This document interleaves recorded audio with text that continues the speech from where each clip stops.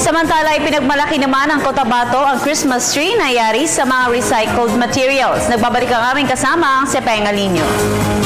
Bawat taon ay binibigyan ng pagkakataon ni North Cotabato Governor Emily Lou Mendoza ang mga empleyado ng provincial capital na ipakita ang kalanguay sa paggawa ng Christmas tree mula sa mga recyclable materials at mapalakas ang ugnayan ng bawat departamento. Upang palakasin pa ang solid waste management o SWM, pagiging malikain at teamwork sa hanay ng mga empleyado ng Kapitolyo ng Cotabato ang kanilang ginagawa ngayon upang maisulong ang advokasya ng recyclable, reduce, reuse o 3Rs, ganun din ang 100% na segregation ng solid waste. Kaya inilunsad ng Provincial Capital ang isang Christmas tree making contest.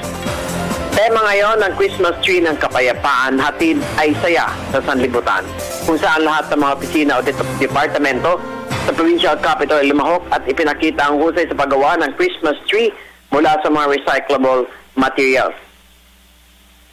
Kabilang naman ang mga office supplies tulad ng mga luma at nagamit ng mga floppy disk, pencil pens, ball pens, folder, bond papers, cardboard at iba pang used office supplies sa mga recyclable materials na ginamit sa paggawa ng mga Christmas tree.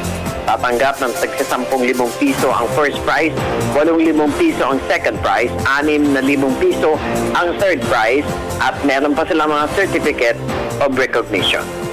Para sa Telebisyon ng Bayan, Pengalinho, Radyo ng Bayan, Davao.